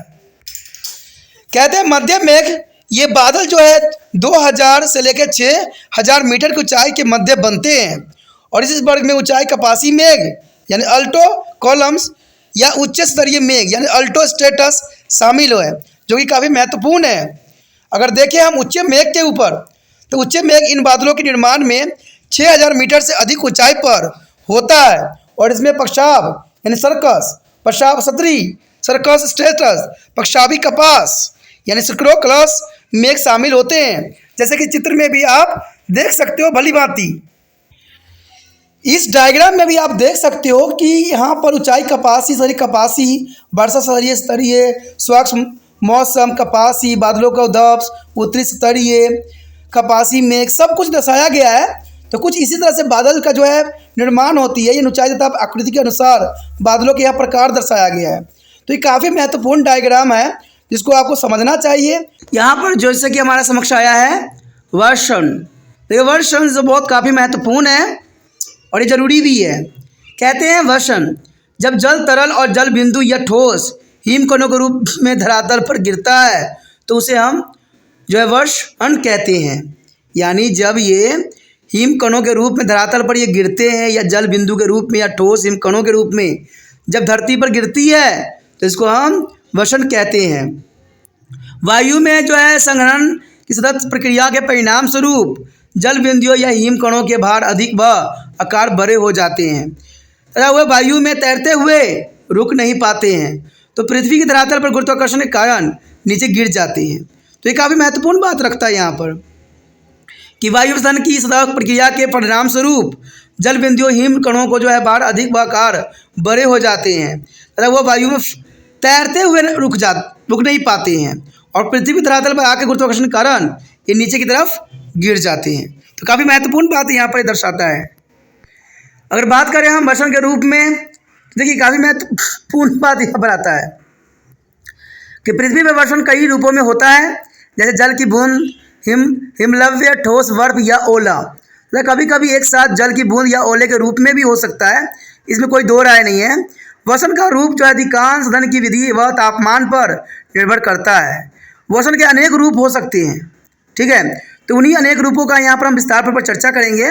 किसे कौन कौन से रूप हैं? सबसे पहले हमारे समक्ष आता है फुहार तथा वर्षा। देखिए फुहार और वर्षा का क्या अर्थ है, तो ये जानना आपके लिए बहुत काफ़ी महत्वपूर्ण रहेगा कि फुहार तथा वर्षा क्या होती है। कहते हैं जब सामान्य आकार के अत्यंत छोटे छोटे बूंदे जिनका व्यास 0.5 मिमी से ले कम होते हैं धरातल पर गिरती है, यानी व्यास जिसके 0.5 से ले मिमी से कम होता है और धरातल पर गिरता है तो उसे हम फुहारे कहते हैं। तो समझ गए होंगे फुहारे क्या होते हैं? ठीक है, 0.5 मिमी से कम जो धरातल पर गिरते पानी के बूंद होते हैं उसे ही हम फुहारे के नाम देते हैं। जब जल की छोटी छोटी बूंदें मिलकर बड़ी बूंदों के रूप धारण कर लेती है तो उसे हम वर्षा कहते हैं। यानी फुहारे के जो छोटे छोटे बूंद है मिलकर बड़ा बूंद बनाती है तो उसी को हम वर्षा का नाम देते हैं। अगला पॉइंट यही दर्शाता है हिमपात। तो हिमपात से तो मतलब आप समझ ही गए होंगे कि बर्फ गिरना, यानी जब सदन यानी 0 सेल्सियस से -0 सेल्सियस से नीचे तापमान पर होता है तो वायुमंडलीय जो आर्द्रता हिमकणों में बदल जाती है और यह छोटे छोटे हिमकण जो है मिलकर हिमलव बनाते हैं जो बड़े और भारी होकर धरातल पर गिरने लगते हैं। वर्षण के इस रूप को जो है हिमपात का नाम दिया जाता है और पश्चिमी हिमालय, मध्य व उच्च अक्षांशीय प्रदेशों में शीतकाल में सामान्यतः हिमपात होते ही रहते हैं। तो इसमें कोई दो राय नहीं है। तो हम हिमपात के बारे में आप समझ गए होंगे कि ये जो होता है -0 सेल्सियस के तापमान पर जो होती है और ये छोटे छोटे हिमकण जो है मिलकर हिमलव्य बनाते हैं जो बड़े बड़े भारी होकर धरातल पर गिरने लगते हैं और वर्षण इस रूप को जो हिमपात का नाम देते हैं और पश्चिमी हिमालय, मध्य व उच्च अक्षांशीय प्रदेश में शीतकाल में सामान्यतः हिमपात होता रहता है, जिसमें कोई दो राय नहीं है। यदि हम तीसरे पॉइंट की बात करें तो साफ करता है सहिम वर्षा। आखिर सहिम वर्षा होती क्या है? सहिम वर्षा जमी हुई वर्षा होती है और यह तब होती है जब वायु की ठंडी परत से गुजरती हुई पानी की बूंद जमकर ठोस होकर धरातल पर गिरती है। सामान्यतः यह पानी के बूंदे तथा छोटे छोटे ठोस बर्फ के गोलियों का मिश्रित रूप होती है। तो आप समझ गए होंगे कि हिम वर्षा क्या होती है, सहिम वर्षा क्या होती है। यानी देखा जाए तो यह तब होती है जब वायु की ठंडी परत से गुजरती हुई पानी के बूंदे जमकर ठोस होकर धरातल पर गिरती है और सामान्यतः यह पानी के बूंदे तथा छोटे छोटे ठोस बर्फ को गोलियों का मिश्रण रूप होता है, जो काफ़ी महत्वपूर्ण यहाँ पर बात को दर्शाता है। उसके पश्चात है ओलापात। देखिए ओलापात क्या होता है? जब बर्फ का टुकड़ा या छोटा गोला यानी हेलस्टोन जिसका व्यास 5 से लेकर 50 मिमी तक होता है अलग अलग या सम्मिलित होकर विभिन्न आकारों में पिंड के रूप में धरातल पर गिरता है तो उसे ओलपात कहते हैं। और ओल पारदर्शी और पारभासी बर्फ के जो है अदल बदल कर बने सतह पर बना होता है। तो आप साफ समझ सकते हो कि ओलपात क्या होती है। जब बर्फ का टुकड़ा छोटा गोला यानी हेलस्टोन जिसका व्यास 5 से 50 मिमी तक होती है अलग अलग या सम्मिलित होकर विभिन्न आकारों को पिंड के रूप में धरातल पर गिरती है तो उसे ओलपात कहते हैं। और ओलपात जो होता है देखा जाए तो ये पारदर्शी व पारभासी और बर्फ के अदल बदल कर बनने सतह पर बना होता है। तो काफ़ी महत्वपूर्ण बात यहाँ पर दर्शाता है और दर्शाता भी पॉइंट भी है जो काफ़ी महत्वता को दर्शाता है। देखिए ये पॉइंट ये बात दर्शा रहा है कि वायुमंडलीय आर्द्रता का प्रतिनिधित्व होकर धरातल पर गिरने को वर्षण कहते हैं और पानी के छोटे छोटे तथा बड़ी बड़ी बूंदों के रूप में होने वाले वर्षण को जो है क्रमश फुहारा या वर्षा कहते हैं। तो आप समझ गए होंगे कि वर्षण किसे कहते हैं? वायुमंडलीय आर्द्रता के संघीय प्रतिनिधित्व होकर धरातल पर गिरने को जो है हम वर्षण कहते हैं और पानी की छोटे छोटी तथा बड़ी बड़ी बूंद के रूप में होने वाले वर्षण को हम क्रमश फुहारा या वर्षा कहते हैं। जब वर्षण बर्फ के बड़े बड़े गोलाकार टुकड़ों में होता है तो उसे हम ओलपात कहते हैं। तो ये काफ़ी महत्वपूर्ण है। आगे देखते हैं क्या है। यहाँ पर जो हमारे समक्ष आया है वर्षा के प्रकार, काफ़ी महत्वपूर्ण टॉपिक है कि वर्षा के कितने प्रकार होते हैं। तो मैं साफ शब्दों में बता दूं कि वर्षा के जो है 3 टाइप्स के बारे में जो है हम यहाँ पर चर्चा करेंगे जो कि काफ़ी महत्वपूर्ण रहेगा। यानी वर्षा के प्रकार। देखिए वर्षा के प्रकार होते हैं तो ये जानना आपके लिए काफ़ी दिलचस्प रहेगा कि भाई वर्षा के प्रकार कैसे होते हैं और क्या इसमें खासियत होती है। तो चलिए जानते हैं कि वर्षा के प्रकार क्या होता है। तो आपको पता ही होगा कि जब आर्द्रता की युक्त वायु राशि आकाश में अधिक ऊंचाई की ओर चढ़ती है तो ठंडी होकर उसका जो तापमान जो है नीचे गिरता है। यानी वायु राशि आकाश में जो अधिक ऊंचाई की ओर चढ़ती है तो ठंडी होकर उसका जो है तापमान नीचे गिरती है। ऐसे होने पर जब वायु का तापमान उसांक के नीचे गिर जाता है तो सदन और वर्षण होता है। प्राकृतिक में किसी भी वायु राशि को जो है मुख्यतः 3 प्रकार से ऊपर उठने के लिए बाध्य होना पड़ता है। यानी 3 ही प्रकार है जिससे ये उठता है और 3 से अधिक हो नहीं सकता। और प्रत्येक परिस्थिति में होने वाले वर्षण और वर्षा की अपनी अपनी विशेषताएं होती है। तो जनरल सी बात, अगर 3 प्रकार है तो तीनों में अपनी अपनी विशेषताएं होगी, ये जनरल बात है यहाँ पर। तो यहाँ पर अगर हम पहले टाइप्स के देखें तो काफ़ी खासियत को लेके बैठा पड़ा है। संवहनीय वर्षा। संवहनीय वर्षा क्या है देखिए, कहते हैं उष्णकटिबंधीय में पृथ्वी के अत्यधिक गर्म होने के उधर वायु धाराएं पैदा होती है और ये वायु धाराएं गर्म आर्द्र और वायु को जो है वायुमंडल के उच्च स्तर तक उठा देती है। कहते हैं जब इस प्रकार की अंदर वायु का तापमान उषांक से नीचे लगातार गिरता है तो बादल बनते हैं और ये बादल बिजली की चमक और गरज के साथ वर्षा करती है। यानी बिजली के चमक के साथ और गरज जो गरजती है, ठंडर मारती है, तो इसी के कारण ये संवहनीय वर्षा होती है और इस प्रकार की वर्षा को संवहनीय वर्षा कहते हैं। और इस प्रकार की वर्षा जो है विषुववर्तीय प्रदेशों में प्रायः प्रतिदिन दोपहर के बाद ही होती है। तो आप समझ गए होंगे कि संवहनीय वर्षा क्या होती है। वो बादल बिजली की तरह चमकती है और गरजती है और वर्षा करती है। इसी को ही हम संवहन वर्षा के नाम से जाना जाता है, जो काफ़ी महत्वपूर्ण है। यहाँ देखिए संवहनीय वर्षा का डायग्राम आप देख सकते हो, कुछ इसी तरह से दिखता है और इसकी जो यही प्रक्रिया ही होती है। संवहनीय वर्षा का जो है बहुत विशेष यहाँ डायग्राम दिखाया गया है और बहुत ही आसान भी लग रहा है। देखिए पृथ्वी की तरफ धरातल दिख रहा होगा आपको, ऊपर उड़ती फैलती शीतल वायु भी दिख रहा होगा आपको, ऊपर उड़ती उष्ण वायु का स्थान लेते हुए और शीत और सदन यानी बादल। तो इस तरह से जो है ये वर्षा होती है। तो ये काफ़ी महत्वपूर्ण डायग्राम है एग्जाम व्यू से, तो इसको अच्छे से आप कर लेना, तभी जो है आपको ये टॉपिक भी अंडरस्टैंड रहेगा। उसके पश्चात अगला पॉइंट है पर्वतकृत वर्षा। देखिए पर्वतकृत वर्षा भी काफ़ी इंपॉर्टेंट होती है। कहते हैं जब गर्म आर्द्र पवनों को मार्ग में कोई पर्वत श्रेणी अवरोध उपस्थित करती है तो उन्हें बाध्य होकर ऊपर उठना ही पड़ता है।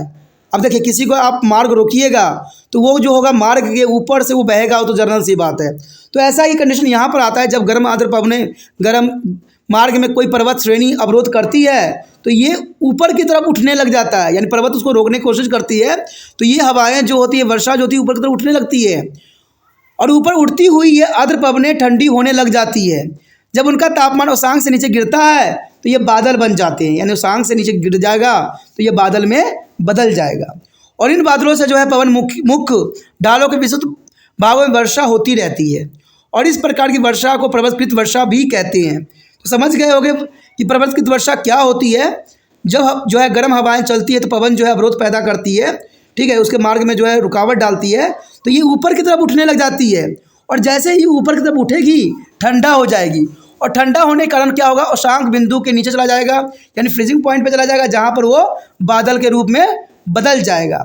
और इस तरह बादल के रूप में बदलने की प्रक्रिया को ही पर्वतकृत वर्षा कहते हैं। यद्यपि जब ये पवनें पर्वतीय श्रेणी को पार कर दूसरी ओर जो है पवन मुख्य ढालों पर उतरती है तो जो है गर्म हो जाती है और बहुत कम वर्षा करती है। पवन मुख्य ढालों की ओर ये क्षेत्रों को जो है विशिष्ट छाया क्षेत्र कहते हैं। भारत के मेघालय प्रदेश की खासी पहाड़ी के दक्षिण सीमांत पर स्थित चेरापूंजी और पर्वतकृत वर्षा का एक प्रसिद्ध उदाहरण देख सकते हो। यानी मेघालय प्रदेश में चेरापूंजी जगह का नाम है, यहाँ पर साल भर वर्षा होती रहती है। तो ये सबसे अच्छा एग्जाम्पल हो सकता है पर्वतकृत वर्षा के अंतर्गत। देखिए इस डायग्राम में जो आप देख रहे होंगे ये पर्वतकृत वर्षा का जो है उदाहरण है और बहुत काफ़ी यहाँ पर समझाने की कोशिश किया गया है। जैसे कि आप समुद्र के साइड से आप देख रहे होंगे एरो ऊपर की तरफ जा रहा है, तो ये हवाएं जो है ऊपर की तरफ जा रही है और क्या हो रही है, बादलों में बदल रही है। यानी वायु जो है गर्मी वायु जो है ऊपर तक उठ रही है और ठंडा होकर बादलों में बदल रही है और यही जब नीचे की तरफ आती है तो ये वर्षा का कारण बनती है। तो देखिए डायग्राम भी बहुत कुछ समझाने के लिए पर्याप्त है और इस डायग्राम में बहुत आप भली भांति समझ सकते हो कि इसकी पैटर्न जो है प्रमुक्त वर्षा कैसे होती है, जो कि काफ़ी महत्वपूर्ण डायग्राम दर्शाया गया है। उसके पश्चात हमारे समक्ष है अभिसरण या चक्रवर्ती वर्षा। चक्रवाती वर्षा बहुत काफ़ी महत्वपूर्ण रहता है एग्जाम व्यू से। देखिए अभिसरण वर्षा की उत्पत्ति तब होती है जब वायु तरंग अभिसरित होकर उठती है और एक कटिबंधीय क्षेत्रों में जब विपरीत विशेषताओं वाली वायु राशियाँ मिलती है तो उनमें लगभग अद्भुत उत्थान होते हैं, जिससे संवहन की प्रक्रिया होती है। और यह संवहन की प्रक्रिया बार बार वार्तागारों से सहारे होती ही रहती है, जहाँ संबंधित वायु राशि का तापमान काफ़ी मिल जाता है। वातग्रह के सहारे भाप के मिलने से प्रायः सनन की प्रक्रिया होती है, जिसके फलस्वरूप वर्षा होती है। जब विभिन्न घनत्व वाले तापमान की ओर वायु बड़ी राशि मिलती है तो गर्म आर्द्र वायु राशि ठंडी वायु राशि के ऊपर चढ़ जाती है। ऐसी स्थिति में गर्म वायु राशि संयुक्त होकर बादल बनती है तो विस्तृत रूप में वर्षा करती है, और यह वर्षा जो है बिजली की चमक और गरज के साथ होती है। जो कि काफ़ी महत्वपूर्ण बात यहाँ दर्शाया गया है कि वर्तांग के सहारे भाप के मिलने के प्रायः सदन की क्रिया होती है, और जिसके फलस्वरूप वर्षा होती है। जब विभिन्न सदन और तापमान को दो बड़ी वायु राशि मिलती है तो गर्म आर्द्र जो है वायु राशि ठंडी वायु राशि के ऊपर चढ़ जाती है, और ऐसी स्थिति में गर्म वायु राशि सदन होकर जो है बादल बनती है जो विशिष्ट रूप से वर्षा करती है, और वह वर्षा बिजली के चमक और गरज के साथ होती है, जो कि काफ़ी महत्वपूर्ण है। तो इस प्रकार जो है वर्षा की वर्तागामी वर्षा भी कहते हैं, यानी इसका दूसरा नाम जो है वर्तागामी वर्षा भी कहते हैं। और यह वर्षा गर्म और शीत दोनों वर्ताओं से होती है। वर्तागामी वर्षा स्थिर और पूरे दिन या कई दिनों तक होती रहती है, जो कि काफ़ी महत्वपूर्ण यहाँ बात को दर्शाता है। तो यहाँ पर पहले डायग्राम आप देख सकते हो, गर्म वर्तांग से संबंध वर्षा, देखिए काफ़ी महत्वपूर्ण है। यहाँ पर आप देखोगे तो 900 किलोमीटर के ऊपर जो है 800 किलोमीटर दिखाया गया है, और कोणार्क क्षेत्र के ऊपर जो है वर्षा ऊपर की तरफ जा रही है, यानी वर्षा स्तरीय मेघ वर्तन वर्षा उष्णकटिबंधीय वायु और कपासी मेघ, और कपासी मेघ जो है ध्रुवीय वायु के साथ जो है वर्षा करती है, जो काफ़ी महत्वपूर्ण डायग्राम यहाँ दर्शाया गया है। अगला डायग्राम देखते हैं। देखिए अगला डायग्राम जो है शीत वर्षण के संबंधित वर्षा यानी चक्रवाती वर्षा, तो ये काफ़ी महत्वपूर्ण है। सिद्धेश वर्तमान दिख रहा होगा शीत वायु और 500 किलोमीटर तक की वर्षा के लिए कपासी वर्षा और गर्म वायु के साथ वर्षा स्तरीय मेघ बनाती है, जो काफ़ी महत्वपूर्ण डायग्राम यहाँ दर्शाया गया है 400 किलोमीटर के आसपास। वर्षा के इन तीनों प्रकार के आर्द्र वायु राशि का ठंडा होना बहुत जरूरी रहता है। सामान्य वर्षा में गर्म आर्द्र वायु के ऊपर उठने के बाद की प्रक्रिया जो है पर्वतकृत वर्षा के समान हो जाता है। कहते हैं प्राकृतिक में ये तीनों विविधता एक साथ कार्य करती है, और वास्तव में पृथ्वी का ज़्यादातर वर्षण या वर्षा किसी एक कारण की अपेक्षा दो या अधिक कारणों का परिणाम ही होता है। हमारे समक्ष जो आया है पॉइंट काफ़ी महत्वपूर्ण है कि वर्षण की वितरण किस प्रकार होता है। देखिए काफ़ी महत्वपूर्ण बात पे हम चर्चा करने जा रहे हैं कि वर्षण का वितरण किस प्रकार होता है। तो ये जानना हमारे लिए काफ़ी रोचक रहेगा, काफ़ी इंटरेस्टिंग रहेगा कि वर्षण का जो वितरण होती है आखिर किस बेस पे आधारित होती है। ठीक है, ज्योग्राफी का अगर स्टूडेंट हो, भूगोल के स्टूडेंट हो, तो आपको इस बात को जानना काफ़ी महत्वपूर्ण रहेगा। वर्षण का प्रादेशिक वितरण संसार में असामान्य है। अगर देखा जाए वर्षण का जो है प्रादेशिक वितरण संसार में देखा जाए तो असामान्य है, यानी अनइक्वल डिस्ट्रीब्यूशन है। संसार में औसतन वार्षिक वर्षा जो है लगभग 97.5 सेंटीमीटर होती है, यानी 97.5 सेंटीमीटर काफ़ी महत्वपूर्ण है। और ये आप सोचिएगा कि ये औसत है, यानी एक जगह वर्षा की बात नहीं की जा रही है, पूरे विश्व की वर्षा की बात की जा रही है, जो 97.5 सेंटीमीटर होती है। कहीं कहीं 200 सेंटीमीटर बरसात होती है, तो सबको मिला के यहाँ पर एवरेज बताया गया है। कहीं डिजर्ट एरिया होती है वहाँ पर 10% ही होती है, 10 तो यही 10 सेंटीमीटर भी होती है। तो इन सबको मिला के जो है यहाँ पर संसार में औसत वार्षिक वर्षा जो होती है 97.5 सेंटीमीटर होती है, लेकिन स्थलीय भाग महासागरीय अपेक्षा कम वर्षा प्राप्त करते हैं। ठीक है, देखा जाए तो यहाँ पर कि स्थलीय भाग जो है महासागरीय अपेक्षा कम वर्षा प्राप्त करते हैं। स्थलीय भागों में वार्षिक वर्षा में काफ़ी अंतर देखने को मिलता है।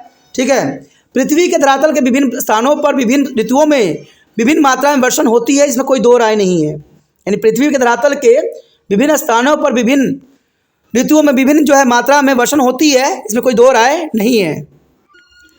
वर्षण के वितरण के प्रमुख लक्षणों को जो है भूमंडलीय दाब या पवन पेटी, स्थल व जलीय भागों के वितरण तथा स्थलकृतीय लक्षणों के मदद से स्पष्ट किया जा सकता है। तो ये काफ़ी महत्वपूर्ण बात यहाँ रखता है कि वर्षण के वितरण के प्रमुख लक्षणों को जो है भूमंडलीय दाब या पवन पेटी, स्थल व जलीय भागों के वितरण तथा स्थलकृतीय लक्षणों की मदद से स्पष्ट किया जा सकता है। वर्षण के जो है प्रादेशिक व मौसमी अंतरों के लिए उत्तरदायी कारणों से संबंधित किन्हीं निष्कर्ष पर पहुंचने से पहले आइए पहले इसके प्रादेशिक और मौसमी वितरण के रूपों का जो है अवलोकन करें और जानें कि इसकी प्रादेशिक और मौसमी वितरण किस प्रकार से होती है। तो ये जानना काफ़ी दिलचस्प रहेगा। पहला पॉइंट आता है प्रादेशिक अंतर। देखिए प्रादेशिक अंतर काफ़ी महत्वपूर्ण है। कहते हैं वर्षण की औसत वार्षिक मात्रा के आधार पर संसार में हम निम्न वर्षा प्रदेशों को पहचान कर सकते हैं, इसमें दो राय नहीं है। तो प्रादेशिक अंतर बहुत काफ़ी महत्वपूर्ण यहाँ पर बात रखता है। प्रादेशिक अंतर के अंतर्गत जो है हमारा पहला पॉइंट ये दर्शाता है कि भारी वर्षण के प्रदेश। भारी वर्षण के प्रदेश का अर्थ होता है कि जिन प्रदेशों में 200 सेंटीमीटर से अधिक वर्षण होती है उन्हें इस वर्ग में सम्मिलित किया जाता है। मैंने आपको पहले बताया था कि जो एवरेज बताई गई थी 97.5, तो उसका अर्थ ये नहीं था कि इसने यही बताया है। इसका मतलब है कि पूरे संसार में जितने वर्षा की मात्रा होती है उन सबको लेके गणना करके फिर औसत निकाली गई है, ठीक है। क्योंकि कई क्षेत्रों में तो 10 सेंटीमीटर भी देखने को मिला है। तो यहाँ पर देखा जाए कि जिन प्रदेशों में 200 सेंटीमीटर से अधिक वर्षा होती है उन्हें इस वर्ग में सम्मिलित किया जाता है। और इनमें विषुवतीय उष्णकटिबंधीय के तटीय क्षेत्र तथा शीतोष्ण कटिबंधीय के पश्चिमी तटीय प्रदेश सम्मिलित है, जो कि काफ़ी महत्वपूर्ण है। उसके पश्चात दूसरा पॉइंट आता है कि मध्यम वर्षा के प्रदेश। देखिए मध्यम वर्षा के प्रदेश कौन कौन से हैं। जिन प्रदेशों में 100 से 200 सेंटीमीटर वार्षिक वर्षा होती है वो इस वर्ग के अंतर्गत आता है, यानी 100 से 200 सेंटीमीटर के मध्य आता है। ये प्रदेश अति वर्षण प्रदेशों के साथ लगे हुए प्रदेश होते हैं, यानी जहाँ पर अधिक वर्षा होती है उनके साथ लगा हुआ ये प्रदेश होता है, ठीक है। उष्ण उष्णकटिबंधीय के पूर्वी तटीय प्रदेश और गर्म शीतोष्ण कटिबंधीय के तटीय प्रदेश इस वर्ग के प्रदेश में सम्मिलित होते हैं। तो समझ गए होंगे कि ये उष्णकटिबंधीय के पूर्वी तटीय प्रदेश और गर्म शीतोष्ण कटिबंधीय के तटीय प्रदेश हो सकते हैं 100 से 200 सेंटीमीटर वर्षा के अंतर्गत। देखिए कम वर्षण के प्रदेश कौन होते हैं। इस वर्ग में वो प्रदेश आते हैं जहाँ वार्षिक वर्षा 50 सेंटीमीटर 100 सेंटीमीटर तक होती है, और ये प्रदेश उष्णकटिबंधीय के आंतरिक भाग तथा शीतोष्ण कटिबंधीय पूर्वी आंतरिक भाग सम्मिलित हो सकते हैं। अब देखिए कितना महत्वपूर्ण है। ये कम वर्षण प्रदेश जो होते हैं 10 सेंटीमीटर से लेकर 100 सेंटीमीटर के अंतर्गत आता है, जो कि काफ़ी कम वर्षा को दर्शाता है। लेकिन यहीं पे ये ख़त्म नहीं हो जाता है, इससे भी कम वर्षा वाले प्रदेश भी पाए जाते हैं। अब देखिए यहाँ पर आ गया अति अल्प वर्षण के प्रदेश, यानी बहुत ही कम वर्षा वाले क्षेत्र। यानी हमने पढ़ा कि 50 से 100 सेंटीमीटर हो सकता है, कम है, लेकिन उससे भी कम वर्षा वाले क्षेत्र पाए जाते हैं। कहते हैं वृष्ट छाया क्षेत्र या जो है पर्वत श्रेणियों के पवन विमुख ढालों पर जो है महाद्वीपों के आंतरिक भाग और अन्य वृत्त पर जो है स्थित महाद्वीपों के पश्चिमी सीमांत क्षेत्र और उच्च अक्षांश और वार्षिक वर्षा जो होती है 50 सेंटीमीटर से भी कम होती है। और इन प्रदेशों में उष्मा और शीतोष्ण तथा शीत कटिबंधीय मरुस्थल भी सम्मिलित होते हैं। तो मरुस्थल के क्षेत्र जो होते हैं जहाँ पर 50 सेंटीमीटर से भी कम वर्षा जो है मापी गई है, जो कि काफ़ी महत्वपूर्ण बातों की ओर इशारा किया जा रहा है। तो ये काफ़ी महत्वपूर्ण है। हमने कम तो पढ़ा, लेकिन कम से भी कम वर्षा वाले क्षेत्र भी पाए जाते हैं। विश्व के मानचित्र में आप देख सकते हो कि यहाँ वर्षा सेंटीमीटर में दर्शाया गया है। तो इसमें देखने में के लिए बहुत क्लैरिटी आपको दिखेगा। जो डॉट शेप है जहाँ पर जो है 25 से भी कम वर्षा के क्षेत्र को दर्शाया गया है। इंडिया में देखिएगा तो राजस्थान क्षेत्र दिखाया गया है इसके अंतर्गत। उसके बाद जो है 25 से 50 सेंटीमीटर वर्षा को दर्शाया गया है, जो लकीर रूप में दिखाया गया है, और ये क्षेत्र भारत में भी देखने को मिल रहा है। उसके बाद है आपको 50 से 100 सेंटीमीटर, फिर 100 से 200 और 200 से हैवी क्षेत्र जो है चेरापूंजी साइड आपको दिख रहा होगा। तो ये वर्षा का जो है पैटर्न विश्व में दर्शाया गया है, जो कि काफ़ी महत्वपूर्ण डायग्राम है, ठीक है। इस मैप से आप समझ सकते हो कि वर्षा कहाँ पर कितना कम और कितना अधिक होता है। अब आइए इन संसार के मानचित्रों में औसत वर्षा के वितरण का ध्यानपूर्वक अध्ययन करने के बाद हम कुछ बात पे निष्कर्ष निकाल सकते हैं कि इसमें क्या क्या बातों को जो है हमने समझने की कोशिश किया है। कहते हैं विषुवतीय प्रदेशों में सबसे अधिक वर्षण होता है, इसमें कोई दो राय नहीं है। विषुवतीय प्रदेशों में सबसे अधिक वर्षण होता है जो ध्रुव की ओर क्रमशः कम होता जाता है। तो इसमें कोई दो राय नहीं है, बहुत इंपॉर्टेंट पॉइंट है यहाँ। समुद्र तटीय प्रदेश में अधिक वर्षण होता है तथा महाद्वीपों के आंतरिक भागों और क्रमशः कम भी होता जाता है। यानी समुद्री तटीय प्रदेश में अधिक वर्षण होता है तथा महाद्वीपों के आंतरिक भागों की ओर क्रमशः कम होता चला जाता है।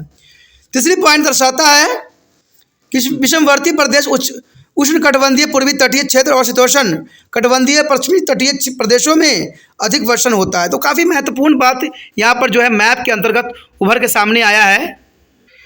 यदि चौथे पॉइंट की बात करें तो ये साफ कर देता है कि उच्च भूमियों का जो है पवनमुखी ढालों पर भारी वर्षा होती है, जबकि पवनभिमुख ढालों पर बहुत कम। तो काफ़ी महत्वपूर्ण बात यहाँ है कि उच्च भूमियों के पवनमुखी ढालों पर भारी वर्षण होती है, जबकि पवन विमुख ढालों पर बहुत कम वर्षा होती है। यही बात अगर पाँचवें पॉइंट के अंतर्गत देखें तो कहते हैं गर्म धाराओं के जो है सीमा पर्वतीय तटीय भागों की तुलना में ठंडी धाराओं के सीमा पर्वतीय तटीय भाग अधिक शुष्क होती है। तो ये काफ़ी महत्वपूर्ण बात यहाँ पर आती है। ठीक है। अगर 6वें पॉइंट देखें तो कहते हैं अयन वृत्तों पर स्थित महाद्वीपों के पश्चिमी सीमांत क्षेत्र या ध्रुवीय प्रदेशों में वर्षण बहुत ही कम होता है और सना मार्गी पवनों के का इन क्षेत्रों में पहुँचते पहुँचते शुष्क हो जाना और ध्रुवीय पवनों का ठंडा व शुष्क होना इसके प्रमुख कारण है। तो ये काफ़ी महत्वपूर्ण बात यहाँ पर आ जाता है। उसके पश्चात हमारे समक्ष है ऋतुवत अंतर। देखिए ऋतुवत अंतर काफ़ी महत्वपूर्ण यहाँ पर आता है पॉइंट कि ऋतुओं के अंतर में क्या इसकी डिस्ट्रीब्यूशन होती है। तो देखा जाए तो संसार के विभिन्न भागों में वर्षण के वितरण में पाए जाने वाले प्रादेशिक अंतर औसत वार्षिक वर्षा पर आधारित होती है। जैसे हमने औसत जो है कितना था 97.5, तो काफ़ी महत्वपूर्ण था इसका औसत। ठीक है, औसत जो है वार्षिक वर्षण पर आधारित होता है और इसमें मुख्य उन प्रदेशों के वर्षण के स्वरूप का सही चित्रण नहीं होता है जहाँ वर्षा की मात्रा ऋतुवर्ष अंतर सामान्य लक्षण है। देखिए इसमें बहुत इंपॉर्टेंट बात बताई गई है कि उन प्रदेशों के वर्षण का स्वरूप का सही चित्रण नहीं हो पाता है जहाँ वर्षण की मात्रा ऋतुवत अंतर का सामान्य लक्षण होती है। उदाहरण के लिए मरुस्थल, अर्ध मरुस्थल या उपर प्रदेश, यहाँ पर वर्षा की मात्रा देखिएगा तो 10 से भी कम होता है और यहाँ पर औसत कितना दिखाई गई है 97.5। तो इससे जो होता है जो इन प्रदेशों का जो है सही चित्रण नहीं हो पाता है, जो काफ़ी महत्वपूर्ण बात को दर्शाता है। अंततः संसार में वर्षण की ऋतुवर्ष अंतरों का अध्ययन महत्वपूर्ण यहाँ पर हो जाता है। इससे संबंधित इन तथ्यों को हम कुछ इस प्रकार से समझ सकते हैं जो तथ्य नीचे दिया हुआ है।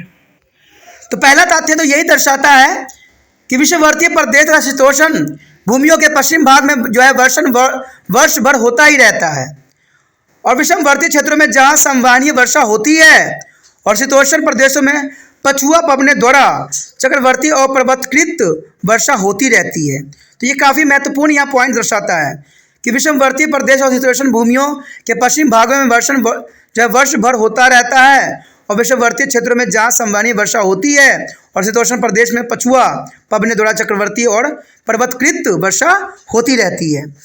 दूसरा पॉइंट साफ करता है कि संसार के लगभग 2% भागों में वर्षण केवल शीतकाल में ही होता है। यानी संसार के लगभग 2% भागों में वर्षण केवल शीतकाल में ही होता है और इसमें संसार के भूमध्य सागरीय प्रदेश तथा भारत का जो कोरोमंडल तट शामिल होते हैं। वायु दाब कटिबंधीय और भूमंडलीय पवनों के ऋतुओं के अनुसार उत्तर दक्षिण खिसकने से भूमध्य महासागरीय प्रदेश में उत्तरेशन उच्च दाब क्षेत्र या संगामी पवनों की जो है उपस्थिति के कारण गर्मियों में वर्षा नहीं होती है, क्योंकि समगामी पवनें जो है महाद्वीपों के इन पर्वतीय पश्चिमी भागों में पहुँचते पहुँचते शुष्क हो जाती है। तो ये काफ़ी महत्वपूर्ण बात यहाँ दर्शाया गया है। यदि तीसरे पॉइंट की बात करें तो साफ करता है तो संसार के शेष भागों में वर्षण केवल गर्मियों में ही होता है। देखिए पहले 2% जो है शीतकाल में होती थी, लेकिन बाकी % जो बच गई वो गर्मी में होती है। यानी संसार के बाकी जो वर्षा के मात्रा है वो गर्मियों के मौसम में होता है, सिर्फ 2% जो होता है शीतकालीन में होता है। और इससे स्पष्ट हो जाता है कि संसार के अधिकांश भागों में वर्षण में ऋतुवर्ष अंतर स्पष्ट रूप से अनुभव किया जाते हैं और इससे वर्षा का जल जो है कुछ भाग बर्बाद भी हो जाता है। इस कारण से हमारे देश कुछ ऐसी ही कहानियां हैं कि हमारे देश भी जो है वर्षा के कारण बर्बाद हो जाता है, बाढ़ के चपेट में आ जाता है, जिससे जो है हमारा देश अनभिक्त नहीं रह पाता है। वर्षण का ऋतुवर्ष वितरण हमें उसकी प्रभावी क्षमता को आंकने में काफ़ी मदद करती है। यानी उसकी प्रभावी क्षमता को आंकने में काफ़ी महत्वपूर्ण योगदान देती है। उदाहरण के लिए उच्च अक्षांशीय सीमांत वर्धन काल वाले प्रदेश में होने वाला हल्का वर्षण निम्न अक्षांशीय प्रदेश में भारी वर्षा की तुलना में अधिक प्रभावी होता है।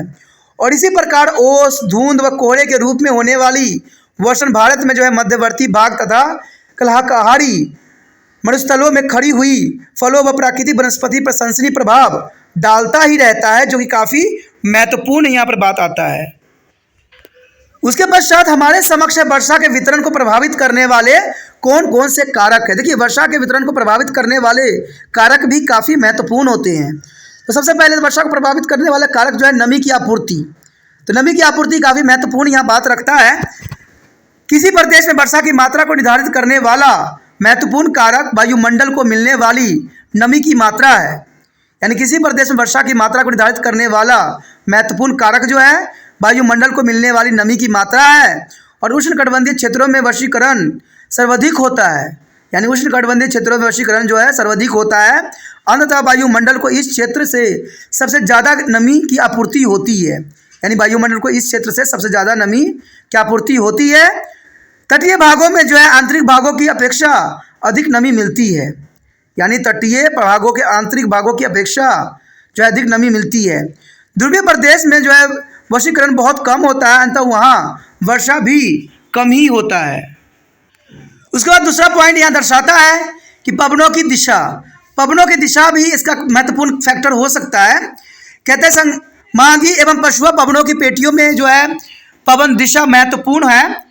समुद्र में स्थल की ओर चलने वाली पवनें वर्षा करती है, यानी समुद्र से स्थल की ओर चलने वाली पवनें वर्षा करती है और स्थल से चलने वाली पवनें शुष्क होती है। उच्च अक्षांशों से निम्न अक्षांशों की ओर चलने वाली पवनें गर्म हो जाती है, यानी उच्च अक्षांशों से निम्न अक्षांशों की ओर चलने वाली पवनें गर्म हो जाती है, अंततः बहुत कम वर्षा करती है। जबकि निम्न अक्षांशों से उच्च अक्षांशों की ओर चलने वाले पवनें ठंडी हो जाती है और वर्षा करती है। उत्तरेक्षण जो है मरुस्थलों में बहुत कम वर्षा होती है, क्योंकि यहाँ से पवनें बाहर की ओर चलती रहती है। तो ये काफ़ी महत्वपूर्ण यहाँ पर बात जो है दर्शाता है पवनों की दिशा के अंतर्गत। तीसरा पॉइंट जो काफ़ी महत्वपूर्ण है, महासागर धराएं। महासागर धराएं काफ़ी महत्वपूर्ण है। कहते हैं गर्म धराओं के ऊपर की वायु गर्म और आर्द्र होती है, अंततः यह वर्षा करती है, और इसके विपरीत ठंडी धराओं के ऊपर की वायु ठंडा और शुष्क होती रहती है, अंततः उसे बहुत कम वर्षा होती है। तो आप समझ गए होंगे कि महासागर धराएं कितनी महत्वपूर्ण है।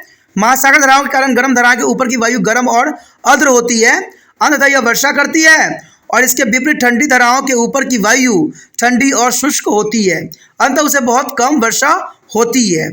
अगर चौथे पॉइंट की बात करें तो काफ़ी महत्वपूर्ण है पर्वतों की उपस्थितियाँ। देखिए काफ़ी महत्वपूर्ण बात आता है पर्वतों की उपस्थितियाँ किस प्रकार है। कहते हैं अर्ध पवनों के मार्गों में जो है पर्वतों के आने से जो है पवनमुखी ढलानों पर अधिक वर्षा होती है और पवन विमुख ढालों पर कम वर्षा होती है। तो ये दोनों बात काफ़ी महत्वपूर्ण बात को यहाँ दर्शा रहा है कि पर्वतों की उपस्थितियाँ काफ़ी महत्वपूर्ण रहता है। अगर हम पाँचवें और अंतिम पॉइंट की बात करें तो वायु दाब पेटियाँ। वायु दाब पेटियाँ काफ़ी महत्वपूर्ण थी। अगर आपने 11 चैप्टर नहीं किया तो 11 चैप्टर देखना। वायु दाब पेटियों जो है उसके टाइप्स के बारे में हमने विस्तार पूर्वक चर्चा किया है। तो ये बात साफ करता है कि वायु दाब पेटियाँ का पवन पेटियों के साथ सीधा संबंध होता है, यानी देखा जाए तो काफ़ी सीधा संबंध होता है। और निम्न वायु दाब क्षेत्र वर्षा को आकर्षित करते हैं, यानी निम्न दाब वायु दाब क्षेत्र जो होती है वर्षा को काफ़ी आकर्षित करती है, और जो है उच्च वायुदाब क्षेत्र वर्षा बहीन होते रहते हैं। इसी के साथ हमारा जो ये टॉपिक था, चैप्टर था, काफ़ी महत्वपूर्ण था, जो ख़त्म हो जाता है। अगला चैप्टर जो होगा काफ़ी महत्वपूर्ण रहेगा। तो आप इसी तरह त्रिपाण सेंटर के साथ बने रहें, ठीक है। और पहली बार वीडियो देख रहे थे तो लाइक से सब्सक्राइब करना मत भूलना, ठीक है। जितना हो सके इस वीडियो को जो है अपने दोस्तों के साथ शेयर करना है, ठीक है। अगर आपको कुछ सुझाव है, कुछ आप कहना चाहते हो, कुछ इसमें कमियां मिली है आपको, तो आप जो इसको जो है कमेंट भी कर सकते हो, क्योंकि जब तक कमेंट नहीं करोगे, जब तक बताओगे नहीं, तब तक जो कमियां हैं उसको दूर नहीं किया जा सकता। क्योंकि त्रिपाण सेंटर हमेशा अच्छा से अच्छा करने की कोशिश करता है और बच्चों की भलाई के लिए अग्रसर है। तो आप कमेंट करके बता सकते हो कि इसमें खामियां क्या थी। देखिए खामियां बताना कोई गलत नहीं होती है, लेकिन उसके वर्ड जो हो अच्छे से बताने की कोशिश कीजिए कि क्या क्या आपको इसमें कमी दिखी है, ठीक है। तो ये तो मेरे लिए था, लेकिन अगर आप इस चैनल को अगर अच्छा लगता है, आप अपने पास रखना चाहते हो, तो आपको एक जरूरी काम जरूर करना पड़ेगा। चैनल को सब्सक्राइब करके जो है अपने मोबाइल में सेव करना पड़ेगा। और इसके लिए कुछ नहीं करना है, आपने सिर्फ जो घंटी का बटन दिख रहा है उसको दबाना है, जिससे जो है ये चैनल आपके मोबाइल में सेव हो जाए। बाद में अगर आपको इस चैनल के रिगार्डिंग कोई वीडियो देखना होगा तो शायद आपको प्राप्त ना हो पाए, क्योंकि अगर रिसर्च करोगे तो शायद ना भी आए। तो इसलिए चैनल सब्सक्राइब करके रख लेने में ही फ़ायदा रहेगा, तभी जो है आने वाला समय में आपको वीडियो का नोटिफिकेशन प्राप्त होता रहेगा। क्योंकि त्रिपाण सेंटर आपको पता ही है कि 8th क्लास से लेकर MA तक बच्चों के लिए अग्रसर है। तो यहाँ पर हर वीडियो हर क्लास के लिए उपलब्ध है। तो आप अपने बच्चों को भी दिखा सकते हो, अपने बड़ों को भी दिखा सकते हो, अपने छोटों को भी दिखा सकते हो। तो इसके लिए जो है चैनल को सब्सक्राइब कर लेना अत्यंत महत्वपूर्ण रहेगा।